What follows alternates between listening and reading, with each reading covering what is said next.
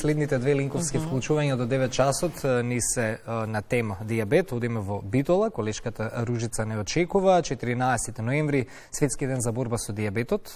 Бројни родители по дознавањето на дијагнозата дијабет кај нивните деца избезумено и со страв трагаат по совети за тоа како да се живее со оваа состојба. Доктор Јован Тодоровски од Центарот за јавно здравје од Битола во наредниве минути ќе ни даде практични и правилни совети поврзани со оваа тема. Ружица, добро утро. Добро утро, Ване, повторпат. Да, во ова линковско вклучување од Центарот за јавно здравје во Битола со доктор Јован Тодоровски ќе продолжиме, односно ќе зборуваме овој пат на тема за дијабетот, а во фокусот ќе ни биде дијабетот кај дечињата. Доктор Јован, добро ви утро. Добро утро на гледачите на Македонската телевизија. Благодарам за можноста да до сите оние кои гледаат да научат некои новости во врска со дијабетот, односно лицата кои имаат шеќерна болест. Доктор Јован, бројни родители ово утро веруваме дека ќе не следат и ќе бидат многу корисни вашите совети. Која е разликата помеѓу дијабет 1 и 2? Разликата за секунда ќе ви кажам, но треба родителите кои имаат дечиња кои имаат дијабет да не се секираат, да ги користат правите насоки од докторите за правилна исхрана. Нивните деца не се разликуваат од другите деца, односно тие дечиња се исто како сите останати. Тип 1 на дијабет е тој тип на дијабет кога нашиот организам нема производство на инсулин, односно клетките кои произведуваат инсулин се нападнати од нашето тело и панкреасот не произведува инсулин. Тоа најчесто се случува до 35-та возраст. Процентот на овој тип на дијабет, односно најчестиот кај децата, е под 1% во нашата држава и се наоѓа во рамките на светските стандарди. А тип 2 е кога нашето тело произведува инсулин, тој инсулин не е квалитетен и нашиот организам не може да го користи. Тогаш се користат најчесто таблетарна форма на терапија се користи, а кај дечињата и оние кои се до 35-та година, најдобро е да се послушат советите на докторите, да се користи инсулин, онај дел од панкреасот кој произведува инсулин да биде заштеден, односно организмот да има по-квалитетни, нормални нива на гликемијата, односно делот кој е останал и кој е исправен и произведува инсулин да може да ги регулира пиковите на гликемија во крвта.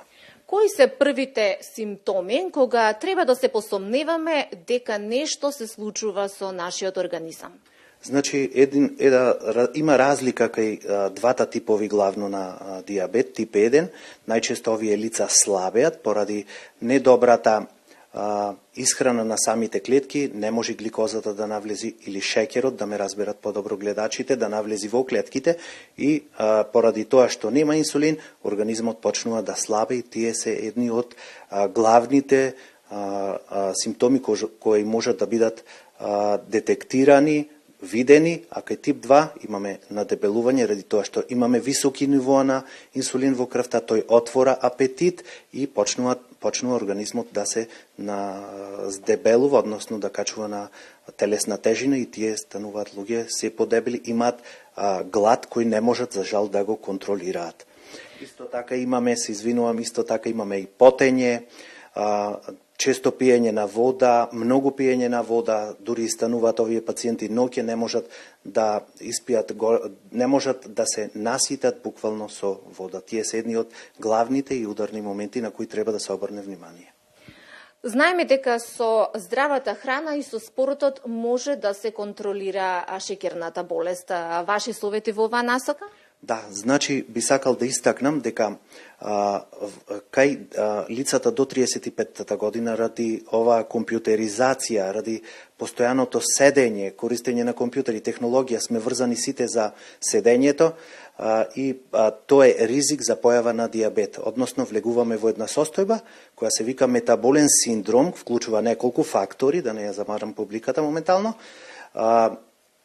Таа една од причините недвижењето, покачувањето на шеќерот во крвта и на тој начин се добива една лоша состојба. Затоа препорачуваме да имаме барем 30 минути пешачење, да се намали внесот на јаглехидрати, односно теста, благи работи, чоколади, торти и слично. Тие се значи главен фактор за да се оптерети панкреасот да произведува повеќе инсулин од што е потребно при нормална исхрана. Би сакал да потенцирам оние дечиња кои имаат диабет да продолжат со исхраната која му е предочена од лекарите специјалисти интернисти кои се занимаваат со оваа проблематика.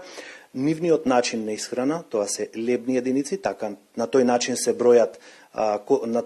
брои колку јаглехидрати внесуваат, значи таа исхрана треба и ние, оние кои немаме диабет, да ја користиме, односно тоа е правилниот начин на исхрана.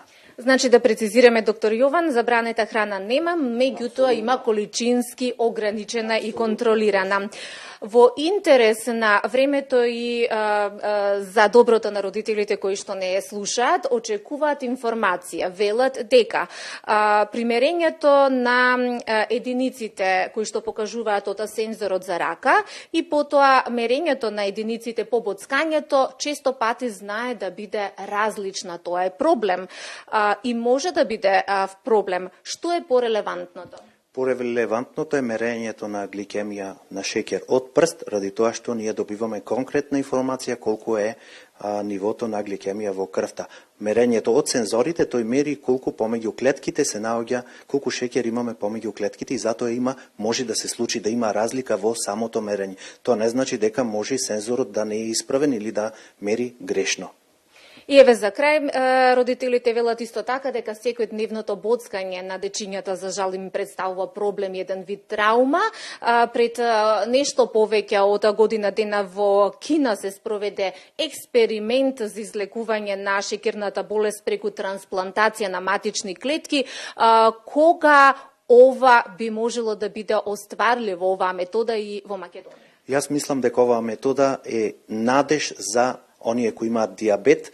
Тие се земени матични клетки, автотрансплантација има, се ставаат подкожно на предниот дел на стомахот, на абдоменот и тие почнуваат да произведуваат инсулиновие клетки и јас мислам дека тоа е една метода, мислам дека која дава најголем надеж за да се лечи оваа масовна појава во светот.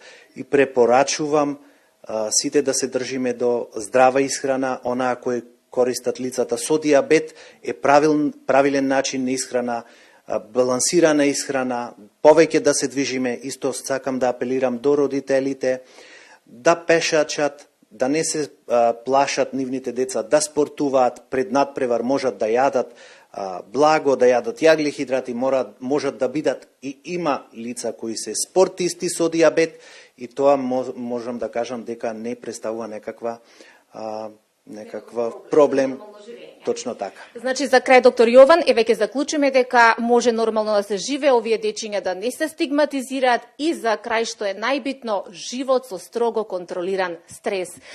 Ви благодарам за гостувањето. Почитувани, еве денеска во насока на 14 ноември, Светскиот ден за борба против диабетот, од 10 до 12 часот на плоштад Магнолија, од страна Центар за јавно здравје Битола ќе се врши бесплатно мерење на нивото на шеќер во крвта на случајните минувачи низ Битола. Студио.